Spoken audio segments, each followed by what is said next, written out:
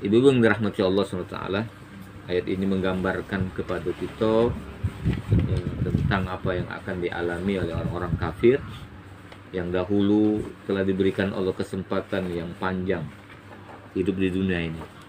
Umur umat terdahulu itu ibu yang panjang, kita ini pendek-pendek, rata-rata 63 tahun. Bahkan hari-hari ini kita mendengar ada yang banyak tak sampai 63 tahun diumumkan innalillah. Ya. Nah, zaman dahulu umat terdahulu itu lama hidupnya, panjang usianya. Tetapi panjang usia itu tidak membuat mereka beribadah kepada Allah, tidak membuat mereka itu bersyukur kepada Allah SWT. Mereka menyimpang, mentang-mentang badan kuat, sehat, gagah, kekayaan banyak, ya. Apalagi yang memiliki kekuasaan. Dulu kan banyak kerajaan-kerajaan gitu, ya. Rajanya banyak, artinya orang kaya itu banyak namanya, kan? Indonesia ini kan berapa puluh kerajaan. Nah sekarang kan rajanya cuma seko, cuman presiden satu, ya. Nah seperti itu. Dulu banyak. Palembang kan ada namanya kerajaan Palembang, kerajaan Darussalam, apa Palembang Darussalam, dulu kerajaan sebelum kerajaan Sriwijaya dan seterusnya. Nah, jadi mereka diberikan banyak kenikmatan umat terdahulu itu, tapi mereka tidak menggunakan nikmat Allah itu untuk beribadah kepada Allah Subhanahu wa taala. Mereka menyombongkan diri dengan apa yang mereka miliki. Lalu saking baiknya Allah itu, ketika orang-orang ini itu menyimpang, ya, dan hukumnya, sunnatullah itu, siapa yang menyimpang kena hukum, siapa yang salah kena hukum, ya. Dari dulu sampai dengan sekarang, siapa salah dia dapat hukuman, ya.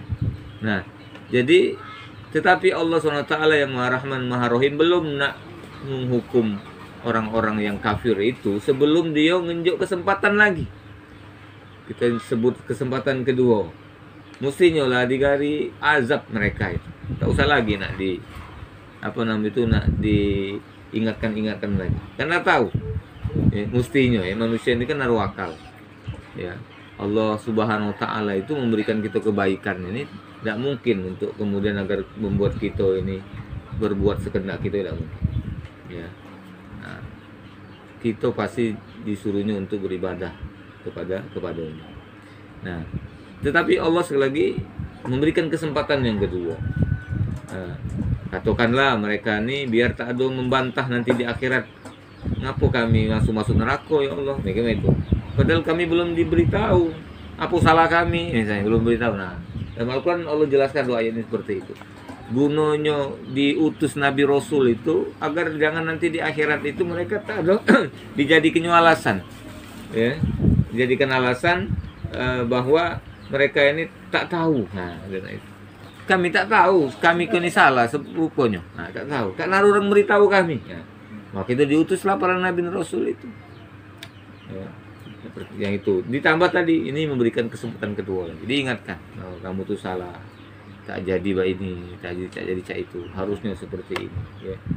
Nah seperti itu. Tapi ternyata yang Ta'ala, mereka ini kesempatan yang kedua ini tak berguna pula untuk mereka, tidak dimanfaatkannya oleh mereka ini. Bahkan para Nabi Rasul itu dimusuhi oleh mereka, ya, dimusuhi, bahkan ada yang mati terbunuh oleh orang-orang kafir ini. Nah, tadi di ayat ke-13 Allah ingatkan itu. Wa qala alladziina kafaru li rusulihim lanukhrijannakum min ardina aw la ta'udunna fi millatina fa auha ilaihim rabbuhum lanuhlikanna zalimin. Dan kami pasti dan orang-orang kafir berkata kepada rasul-rasul mereka, kami pasti akan mengusir kamu dari negeri kami. Nah, jadi mereka itu mengancam para Nabi Rasul itu, bukan nerimo, ngancam, nyakiti. Dan tadi, ya, berhentilah, kira-kira kalau kita sebut Nabi Muhammad SAW, berhentilah Muhammad ngajari kami gini, kami usir dari Mekah kan, ya, udah itu. Dan itulah yang terjadi pada masa itu, ya. Berhentilah Musa yang ingatkan kami gini, ya. Berhentilah Nuh, padahal Nabi Rasul itu umat bapaknya, nenek moyangnya adalah orang situlah, Ya. Dalam Al-Quran Allah jelaskan diutus dari kalangan mereka sendiri, dari kalangan kamu tuh lah, dari kamu tahu mak bapaknya siapa, gede buyutnya tahu siapa. Nah, gitu. Jadi tak berhak mereka tuh nak mengusir para nabi rasul sebenarnya, karena mereka memiliki hak tinggal di tempat itu, karena orang-orang tua mereka itu dulu tinggal di situ juga. Jadi tapi mereka seperti itu, Bu, tanggapan nih kepada Nabi Rasul. Pada Nabi Rasul itu nih diutus Allah itu bukan nak cari duit, bukan nak nyari kemuliaan dari manusia, ya, bukan nak nyari harta, bukan nak nyari jabatan, bukan nak nyari perempuan, bukan. Tetapi semata-mata menjalankan perintah Allah, dan yang dibawa itu agar Allah itu tak ada ngazab mereka. Tadi aku sampaikan, sebenarnya azab itu tidak usah lagi nak diberitahu, tak masalah, tak apa-apa. Memang itulah hukumnya kan. Siapa bersalah kena hukum. Nah, hukum tak usah lagi nak diingatkan sebenarnya. Ya, sama tak sekolah, siapa tak belajar, siapa nilai kecil, siapa tak ngumpul tugas, ya nilainya kecil, bahkan terancam tak naik kelas. Terus tak usah lagi nak dipanggil-panggil orang tua itu misal. Orang tua budak sekolah tadi, ya tahu bahwa itulah hukumnya. Siapa yang tak rajin belajar, nilainya jadi kecil atau tak ngumpul tugas segala macam, maka tak naik kelas ujungnya. Kalau nilainya abangnya kita dulu, ya, diberi nilai abang oleh guru, tak usah lagi nak diingatkan. Tapi kita tuh masih memberikan, dipanggil orang tuanya, diingatkan. Siapa tahu, tak tahu orang tuanya, atau siapa tahu berubah dengan dipanggil tadi, takut, ya seperti itu. Nah, nah, jadi orang-orang kafir tidak demikian, tidak mengerti, karena memang summum bukmun umyun fahum la yubsirun. Tapi Allah maha baik, Allah beri peringatan lagi, Allah berikan kesempatan lagi kedua. Utuslah Nabi Rasul mengingatkan agar azab itu nih ibaratnya itu lah di atas kepala mereka, nah di atas, tinggal dilepas ke baik dari malaikat ya. Nah lepas ini. Tapi apa nama itu? Masih Allah beri kesempatan. Nah, diutusan Nabi Rasul mengingatkan agar apa? Agar azab itu ini ditarik lagi oleh Allah Taala. Sudah dilepaskan. Nah, itu fungsi. Tapi apa yang mereka lakukan? Ternyata mereka melakukan hal yang menambah kemurkaan Allah. Ya, dia ngancam tadi, berhentilah kamu mengingatkan kami, kayak kami usir. Nah, padahal asli Nabi Rasul orang di situlah, orang tempatan itu. Lalu kemudian mereka juga mengatakan bahwa ya, wa qad hadana ayat ke-13 ya. Aula ta'udunna fi millatina. Mentanda kami usir, kau berhentilah dan baliklah ke agama kita kan. Ya, dan itu. Agama nenek moyang kita kan. Berbalik. Itulah pilihannya. Berhenti berdakwah, nah kami kembali kepada agama kita sebelum selama ini, dan atau kami usir. Nah, itulah ancaman orang-orang kafir pada masa itu. Nah. Jadi, tetapi Allah SWT memberikan wahyu kepada Nabi dan Rasul untuk disampaikan kepada mereka.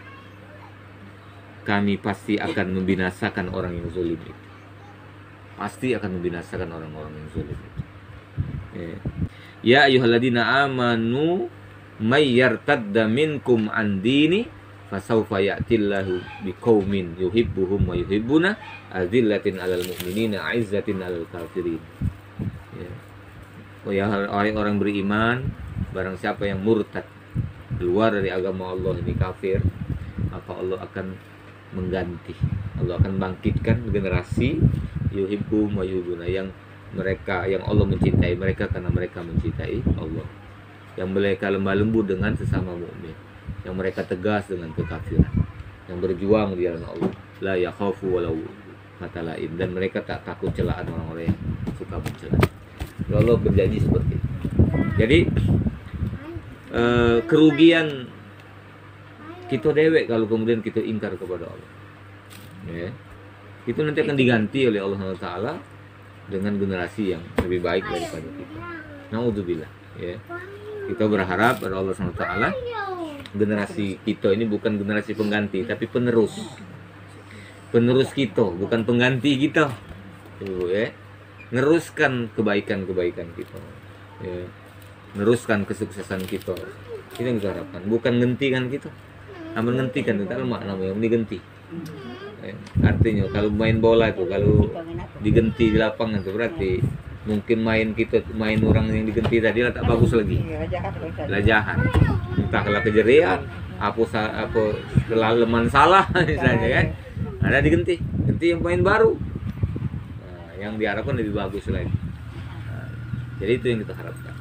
Nah, jadi Allah Subhanahu wa taala ingatkan mereka itu seperti itu.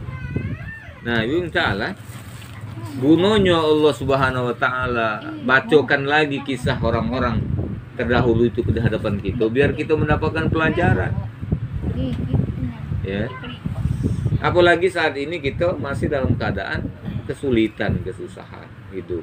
Oleh karena pandemi ini masih belum cabut ya bahayanya, pemerintah tetap menganggap ini berbahaya. Maka itu peraturan pengetatan itu masih diberlakukan. Ya. Karena memang kenyataannya ya, banyak orang yang bahkan wafat ya, yang diawali dengan terserang penyakit virus COVID-19. Nah, bisa jadi itu adalah bagian dari peringatan Allah Subhanahu wa taala tadi. Atau naudzubillah azab tadi ya. Yang selama ini Allah tahan manusia kan. Ya. Allah beri peringatan di tempat-tempat tertentu sama kan. Lokal bencana itu. Agar yang tak kena bencana ini juga sadar, bukan cuma yang kena bencana baik, yang berubah itu. Nah, yang kita yang tak kena bencana ini juga takut ya, berubah dan seterusnya, evaluasi diri kita dan tapi ternyata yang berazab lokal itu ini percaya tak mempan. Nah, jadi akhirnya ya, Allah izinkan itu kesulitan ini mendunia sekarang. Nah, ibu-ibu yang dirahmati Allah SWT, ini jadi pelajaran bagi kita. Ketika kita cepat kembali kepada Allah SWT, maka insya Allah azab yang tadi di atas kepala akan Allah urungkan, atau teguran-teguran yang sudah Allah berikan akan Allah angkat. Allah akan ganti dengan kebaikan lagi. Seperti Nabi Yusuf alaihissalam sudah kita baca, setelah 7 tahun masa paceklik, Allah ganti lagi dengan masa yang subur lagi. Masa kamu memanen anggur. Jadi Allah angkat 7 tahun dan selesai. Ya. Nah, ini apa namanya itu Yusuf ya. Nah, kita berharap kan tak sampai semua itu. Nah, oleh karena itulah maka cepat berubah, itulah kuncinya itu. Ini yang kita baca kok nih, kaum-kaum terdahulu bahkan sampai membuat mereka dibinasakan kalau-kalau. Dan tak cukup itu, Allah lanjutkan kisah perjalanan orang-orang kafir ini nanti di akhirat. Ya. Jadi Allah Subhanahu wa taala berfirman, artinya dan kami pasti akan menempatkan kamu di negeri-negeri itu setelah mereka. Yang demikian itu adalah untuk orang-orang yang takut menghadap kehadiratku dan takut akan ancamanku. Jadi tadi saya sampaikan bahwa nanti orang-orang kafir itu akan Allah binasakan, Allah ganti dengan generasi baru yang takut kepada Allah. Ya. Takut menghadap Allah dalam keadaan yang kotor. Sehingga dia orang ini yang takut menghadap Allah kalau dalam keadaan banyak dosa ini, dia selalu minta ampun kepada Allah. Selalu membersihkan dirinya dari kekurangan, ketidaksempurnaan, dia usahakan dia sempurnakan dirinya dan lain sebagainya. Ya. Dan juga takut akan ancamanku, generasi baru yang Allah sebutkan dalam ayat 14 itu nih, yaitu mereka takut kalau kena azab oleh Allah SWT dunia dan akhirat. Nah, kemudian ayat 15, dan mereka memohon diberi kemenangan dan binasalah semua orang yang berlaku sewenang-wenang lagi keras kepala. Jadi orang sewenang-wenang tadi, orang kafir tadi yang keras kepala tadi akan Allah binasakan. Ya, di dunia ini Allah matikan mereka dalam kehinaan, dalam azab yang memedihkan ya, yang berat di dunia ini. Lalu kemudian nanti di akhirat ya, mereka juga akan dihadapkan dengan hukuman akhirat. Ayat 16 Allah berfirman, mi waraihi jahannamu wa yusqa min mimma'in shadid. Di hadapan orang kafir ini ada neraka jahanam dan dia akan diberi minuman dengan air nanah. Aus dia itu ya. Tinju air nanah. Ya. Mimma in sodid. Air nana itu. Masih ditelan, masih diminum, masih di sana. Kata naruh air lagi. Adanya yang itulah diminum. Lihat apa informasi dari Allah Taala keadaan mereka minum inana tadi. Ya tajarruhu wala yakadu yusiruhu wa ya'tihil maut min kulli makani wa ma huwa bimayyit wa mi wara'i adzabun ghalidz. Diteguk-teguknya air nanah itu. Diteguk-teguknya itu maknanya ia memaksa ke diri. Orang kafir mati tadi di dunia dia dibinasakan dengan azab. Umat terdahulu kan diazab, ditimpa kebinasaan dengan ada yang tenggelam, ada yang gunung meletus, dengan bencana alam. Nah, sehingga mereka mati tak bersisa, senegeri itu habis. Itu kita baca ceritanya seperti itu. Ya, sekampung itu tak naruh lagi orang hidup, bagaikan tak pernah ada penghuninya di tempat itu. Nah, mati kalau artinya tak bersisa satu pun. Yang beriman Allah selamatkan, tapi dulu kan ceritanya model itu.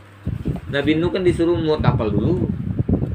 Nabi Hud juga disuruhnya nyawu dulu dari kaum Ad. Nabi Lut juga disuruhnya pergi dulu. Nah, dan itu. Nah, baru Allah timpakan azab yang tiba-tiba kepada mereka. Yang mati itu semuanya adalah orang-orang yang tidak beriman dan kafir. Nah, jadi mereka ini di dunia diazab dengan berat, pedih, mati galau, kemudian tak cukup dari situ rupanya penderitaan. Di alam kubur lah nunggu, bakar ini masih kebak-kebuk malaikat. Nanti setelah dibangkitkan, bukan berhenti azab mereka itu, bahkan bertambah. Mereka dimasukkan dalam neraka jahanam, dan di sana mereka kehausan, mereka minta minum, ditunjuklah minum air nanah. Ada juga informasi yang kita dengar, kita baca bahwa minuman mereka itu juga dari air yang sangat panas, yang mendidih. Jadi kata Allah dalam Al-Quran ini tadi, ya tajarruhu, diteguk-teguknya air tadi.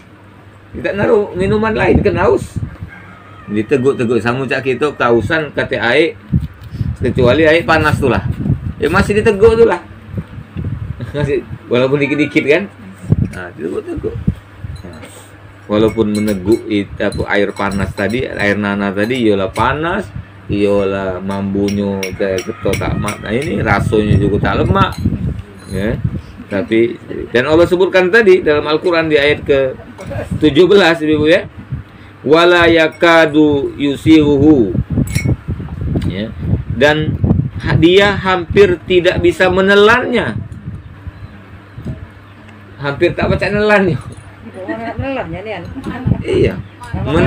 Kita nak minum tu lemak lah. Apa? Ya takkan ada kita nak minumnya. Cari yang lain dulu nahan kan. Itu. Nah, naudzubillah, subhanallah. Jadi diteguk-teguknya air nanah itu dan dia hampir tidak bisa menelannya. Lalu kemudian di dalam neraka itu Allah sebutkan, Allah informasikan kepada kita, wa ya'tihil maut, maka datanglah bahaya mati, kematian. Ukuran dunia ditimpa kena mati itulah. Ditimpa yang ikon tadi, ya, itu mati itulah. Dan banyak itu yang mereka rasakan yang kalau ukuran dunia membuat kematian, membuat orang itu mati. Ya, tetapi mati tidak orang di neraka. Ya, Allah sebutkan tadi, maka datanglah bahaya maut kepadanya dari segenap penjuru. Tetapi ya, wama huwa bimayyit, tetapi mereka tidak juga mati. Tak mati, memang tak naruh lagi kematian. Kematian cuma sekali itulah. Ya. Apakah sudah dibangkitkan lagi dalam kubur? Ya. Tidak lagi pernah mati manusia itu. Nah, bahkan orang-orang di neraka itu minta mati kepengen saat itu. Nah, mati kebayang, tak terasa lagi sakit itu. Tapi takkan pernah mati lagi. Yang diminta mati tadi tak pernah mati. Walaupun mereka menyakiti dirinya sendiri, misalnya beruja ke yang apa di badannya, pun melompat dari tempat tinggi, tak mati itulah. Mereka lagi modelnya itu. Ya ukurannya masuk dalam api, mati itulah kita dibakar, jangankan 100%, itu dibakar badan kita. 50% lagi kita ini harapan hidup tuh dikit. Nah, 50% terbakar badan kita. Ya udah. Apalagi lah 100%. Jadi saya dan kita tahu kan cerita apa kabar Allah, kulit kita ini kalau dia udah gosong dibalikkan lagi yang baru. Okay. Jadi tak habis-habis. Jadi kita nih kan kapan terbakar buka lagi, kapan dia lagi, kapan terbakar dibuatnya yang baru lagi. Dan itu jadi tak sampai habis. Kamu cak kita makar kayu kan, itu sampai habis. Berarti api dari padam kan?